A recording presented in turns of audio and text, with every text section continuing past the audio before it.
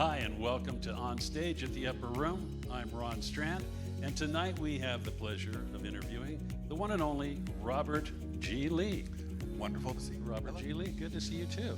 Well, Robert, you have the distinction of being probably the most repetitive artist here at the Upper Room. Yes, I tell the exact same joke every single time I'm here.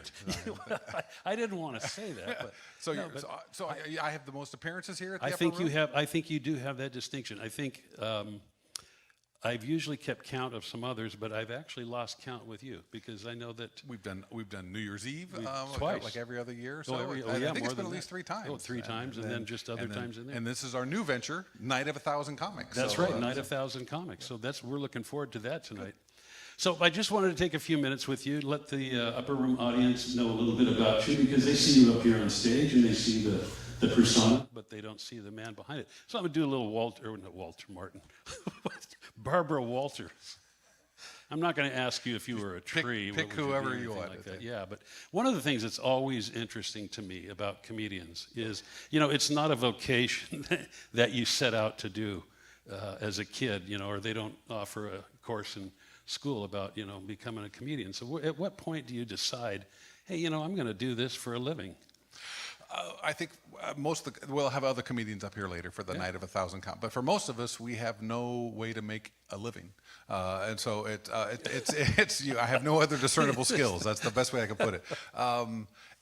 I really wanted to be a comedian from the time I was 5. I knew. You knew that early. You can't. We're not allowed to say Bill Cosby's name anymore. Oh, but right. I saw Bill Cosby on TV, and I said, "That is what I want to be." Yeah. And then my parents told me I could not be black. You wanted so to be the I early had Bill to, Cosby. the early Bill Cosby. But I got his album, and then I can go through the whole thing of how much I loved stand-up comedy and entertainment, and it was that, and then George Carlin when I was in junior high and high school, and then it was Woody Allen, then it was Monty Python, then and in high school I was too shy to ask any girl out, so I would go watch silent movies. So I fell in love with Buster Keaton and Charlie Chaplin. And my family dynamic was such that, well, all right, we'll back it up a little bit. In high school, you're either a jock or you're in the band, and I was that guy. I just kind of fell in the middle. In either one. So it's like, how do you get attention? And Right. being funny. And Sure. so all these things just eventually became something where I realized I knew I wanted to do something creative, and I didn't know what it was going to be. But stand-up comedy I'm the cheapest one I could hire, and so that it fell into that. So I would love to do movies. I did one, but they're $100,000-$200,000 a piece, so that's hard. But I really got into it because I have this creative bent, and I love it, and finding a way to express that, stand-up comedy was the easiest and best thing to do. Well, it's that ability to find that you can make people laugh, and then turn it into something that you could actually do on stage. And that's where it gets to my family. Raised in a Christian family, but conflict was not allowed. So it's like my dad was very funny, and he's my hero. I wanted to be like my dad, and I would watch him control a room, so that was really great. But with my mother, that's not the Christian thing to do. We can't be critical, but if I can make her laugh, I could sneak it in. So I was trained from an early age how to get in what I wanted to say with a funny angle. And it's a horrible communication method. It didn't work at all in my marriage. I had to totally relearn how I did everything. It doesn't do the same thing. It doesn't, but it's like that. I was trained in that, and so it became almost easy to learn the craft after I've been doing it ever since I was born. Yeah. So do you remember the first professional gig? I don't know if I do. I did it in college. I had a comedy radio show. I had a partner. I was too afraid to be myself on stage, so we always hid behind characters. So it was called Mostly Bob and Kevin, and it came from a newspaper article. But then we did a radio show called Foxpaw, and I had a lot of great friends on that. Nancy Cartwright, who is now in The Simpsons, started off with us back in Ohio. Wow. And we had a half-hour radio show every single week, and we wrote sketches and we put it on, and then we did an album when it was done. So the first paid gig, it had to be in Ohio because we were paid to go out. And I was like, I remember guys would come up afterward, the band, we'd open for the band, and the guys would go, man, you got some. We'll just call them huevos. But it's I can hide behind my bass and you hide behind nothing. And so it's like a bunch of college students. And so, we did a song called Campo U because we went to Ohio University, and we would open up with song and dance and just be goofy. But after that, I started doing it when I was 30. So I dropped out of it for a while, went to film school, tried to make films, and then started warming up television shows. So it was doing like an MC for a comedy club and then warming up television. So it was those two. Well, and I do want to talk about the warm-up for the comedy, but you never really did the tour kind of thing where you're out doing all the clubs? No, I had the advantage of doing the TV warm-up. Yeah. I had a family. I wanted to stay at home. And I took a big chance, really, in the mid-'90s. I was doing the clubs. There was a club called Igby's in West LA, and I loved it. It was so much fun. I mean, I got to see Robin Williams perform. I saw everybody. Yeah. Everybody came. Sinbad, they all went through. So you sit and you watch these great people do their comedy sets. But I couldn't break through. I was always trying to get beyond just being the MC and being the opener.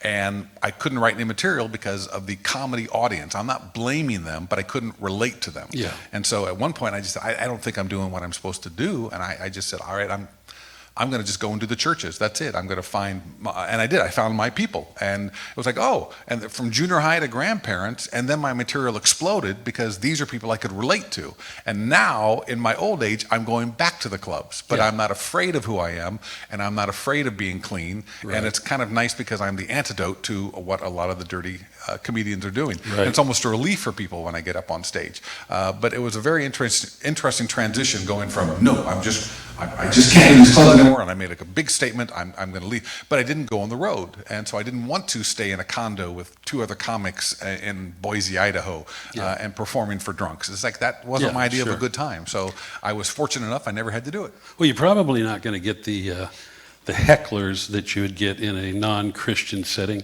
but I would assume the Christian or the church audience can also be, again, so maybe sometimes judgmental, or could be, they don't, some You of the edgy think? stuff. And Yes, they can. yeah, so you could just like pick your poison, huh? Which, Well, there's so many. It's people who start and say, "Oh, I work clean. I can work in a church." So that you have no idea. You don't know what you're doing. It's not just the things you say; it's how you say it. And are you mean? Do you have an attitude? I remember one church I was performing, and I couldn't get them going, and I had to stop and say, you people don't laugh a lot in church, do you? Yeah. And this one old guy goes, "No, we don't." And so you have to break down that. It's okay to laugh in church. Sometimes you have to do a mini sermon beforehand. But yes, Christian audiences they're the most wonderful crowds in the world, but they can also be very judgmental. Then you have the whole spectrum. You have Pentecostals all the way over to Lutherans. And the emotion, you pick a church, not always by theology, but by emotion. And so the ones on the Pentecostal Foursquare, they're very open with their emotions. Yeah. And, you get in front of a black church, you have the best time you've ever had in your life. But then you get over to the Lutherans, and it's like, well, we're going to laugh as one when we leave. It's just different. well, the Lutherans, they enjoy their drinking, and I mean. I don't even want to go there. No. I don't know what that word The was Lutheran are wonderful people, and we are in a Lutheran church right now. So, but I love the Lutheran. My great grandfather was a Lutheran minister. I'm Presbyterian. We're frozen All right, chosen. see, I understand all that. I So know, too. but it's all good stuff. So you have a few different bits that you do, but let's talk about the audience warm up for the sitcoms. I know you have quite a background in that. Talk a little bit about that. Yeah, I was, again, very fortunate that I was able to fall into that, and it's something where you don't do an act. You just ad lib for 4 hours. People think you go and warm up the audience for 10 minutes and you leave. No, it's you get them going, and then you have to keep them going to the end of the night. You got to after keep all the them up costumes. through that whole filming. So at the end of the night, the last scene, they're laughing just as much as they were at the first scene. So it is a craft like everything else, and you learn it. But you are always relegated to, well, you're just the warm up guy. You stay there. Yeah. So I've learned after years and years to really ad lib in front of crowds, and that's great. But my material was lacking, so I had to get off my fanny and go write material and work on that, because it's just so easy, really, to go out and just goof off for 4 hours with an audience. Yeah. But I started off on the very first show I ever did was Golden Girls, Was it? and then I invited people designing women to come and see it, and so then they said, okay, we'll hire you. Then I did Perfect Strangers, and then so once you do it, you can. It's catch-22. You can't do it until you've done it. But I had an in, and I helped a friend start, and so when he went to take a break, I was in there. But I remember designing women. The creator was Linda Bloodworth Thomas, and she never knew who I was. I was there every single week. It was like, Mr. Warm-Up Man, Mr. Warm-Up Man. Yeah. But then people like Norman Lear, he's still at 97, still making shows. Amazing. So I'm doing One Day at a Time with him, and it's Yeah. just, this is Norman Lear, the guy who changed television in the 70s. Absolutely. So I've worked with some just just some great people, and just some of the like Ted Danson and Julia Louis-Dreyfus. I will tell everybody they're just the nicest people you'd ever want to meet. Are they really? And then there are others. Yeah. So they're The others but which will go unnamed, right? Those are the great stars. Yeah, I'm sure there's all kinds there. Egos, yeah. But that's pretty good that you don't have to drive too far. Just go to the That's studio. just it. Just drive down and then come home. I didn't Right. have to. It's like I was in North Dakota this last weekend, so 36 hours to. I tell people I do the comedy for free. Yeah. It's the flying, the driving, the snow, and all that, and then Right. coming back. And TV warm up is just so much nicer. Right. So now you were featured in the Wall Street Journal at one point. Talk about that. I did. There was a religious game show in New York in the mid religious game '90s, show. and it was called Inspiration Please. And so they did an article on that, and so I was above the fold in the Wall Street Journal. Yes, I that- was. yeah. So I have that distinction. Yeah, you got the pixelated picture I there of did. you and the whole thing. That's great. And then you've got the whole bit about the Bible in 30 seconds, which that's Well, make more like 30 minutes. It's 30 seconds to be really quick. It's 30 like, minutes. I'm God sorry. created it. Go to hell. Come back. Yeah, that's your It's 30 very, very seconds. short. But I'm going to do it tonight. Tonight I'm going to do the Bible. I'm doing 7 minutes. I don't think I've done it on this 7 minutes. stage. You have done it. Did I You've really? done Did the I Bible, start yeah, out? Okay, yeah. well, I don't think these people Yeah, have so seen you it, don't so- even remember what you do. No, I have anymore. no idea. I don't even remember how many times you've been here. So, but you've also written and directed some feature films. One feature film. One Yes, that's feature right. film, Yeah, and yeah. under your belt, and it was very good, by the way. Oh, thanks. Because you did a screening with us, and you remember, and it was a wonderful film. I loved it. It was fun. It was. Yeah. I was doing sketches for our church and before the sermon, and so people in our church said, "We want to see you take this to a bigger area." Is it out there still? I mean, It is, but as you said, can Christian audiences be judgmental? That was the film hit that as well. I thought the world was ready for Christian films. They're not. So it's just there. It's just hard. Like, for example, the film is about a guy who doesn't know what he's doing. Right. He's put in witness protection. It's called "Can I Get a Witness Protection?" Can That's I what get it's a called. witness protection? Let's plug it. It's, Yeah. it's funny. Okay, so he sees a murder. They put him in this church to hide him. The first day on the job, the head pastor has a heart attack and dies. Yeah. So a guy who knows nothing about the faith has to take over a church. Right. Well, it's his faith journey throughout. Yeah. But the problem is, Christian bookstore said, "Oh, well, he didn't go to seminary." Well, no, that's You meaning you? no, Or the guy in the good movie. gosh, says are you serious? He's behind the pulpit and he never went to seminary. That's the point of the film.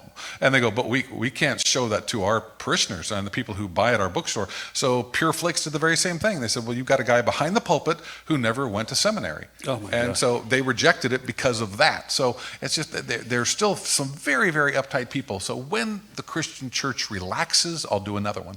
So where can people find it? Because we'll bypass the bookstores and all that stuff. Can I Get a Witness Protection is the name of the movie. Yeah, it's on Amazon.com, and it's great because I get comments all the time. People, oh, we just saw this, we downloaded it, we saw it. So it's very fun to get. I those thought comments. it was a very fun movie, and I thought it was very. So be sure to look it up and get that. Can I Get a Witness Protection?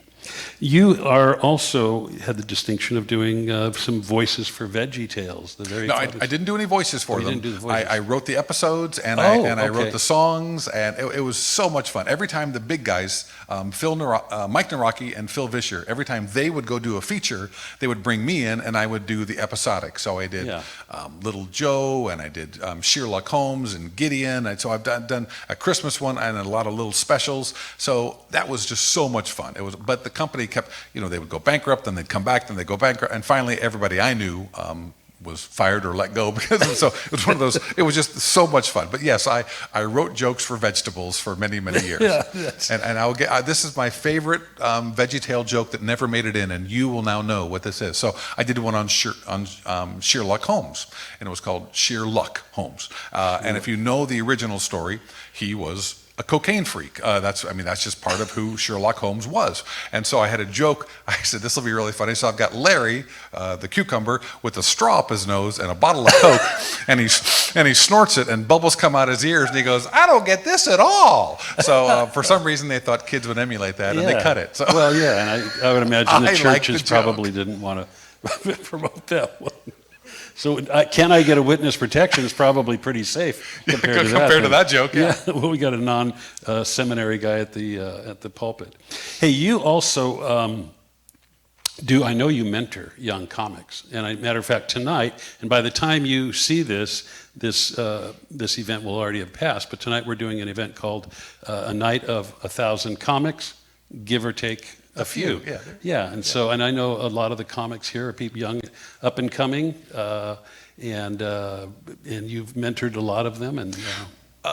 Well, it's hard to start out. Yeah. And so there's a group called the Christian Comedian Association, so I've helped a lot of people there. I love the craft of writing. I just love it. And so if I can at least teach the ropes to somebody. Now, everybody tonight, I can give advice, but they've all come up on their own. Yeah, and so sure. it's the school of hard knocks. Oh, yeah, and absolutely. Here at the Upper Room, you pick a comic, and they're established. They've been doing it for years, but it's hard for someone who's only been doing it for a couple years Right. to get stage time. Yeah. So this is a way for you to be introduced to everybody, but also this audience. So my hope is that whether it's 6 months or whatever it is, that we have another night of 1,000 comics and people work on their material. And Right. so it's that just coming up with more and more material, because then you have ammunition to use against, and using it's probably the wrong term, Yeah. but it's you against the audience. Yeah. And if the more material you have, the longer you can work. And so if this crowd is a young married crowd, I better go to that material. And Yeah. it's like, it's great to have,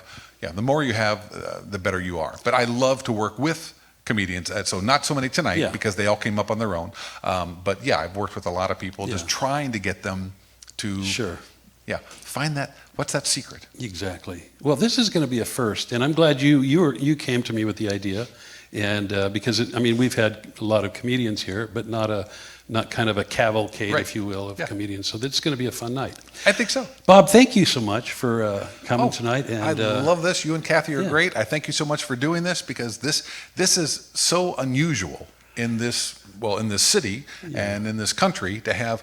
You've got a mailing list of so many people that love the Upper Room, and I want to introduce them to these new comedians. And because bottom line, people just have a lot of weight. I know people Yeah. are coming tonight that I know have physical problems. There's one couple that he's been sick for years, and it's just like, she says, we really need to laugh tonight. And my sister has had my mother and brother for 2 weeks over Christmas, so she needs to laugh tonight. So Yeah. we need to raise up people, and Yeah. it's just, God gave us the gift of laughter. So That's it's right. almost it's a mission, if you will. Yes, So it is. I'm looking forward to it. it. It is. It's a very important thing to be able to laugh. It's very important in our family, humor. So I love comics. Thanks again, Bob. Oh, pleasure. And thanks for watching On Stage at the Upper Room. We'll see you next time.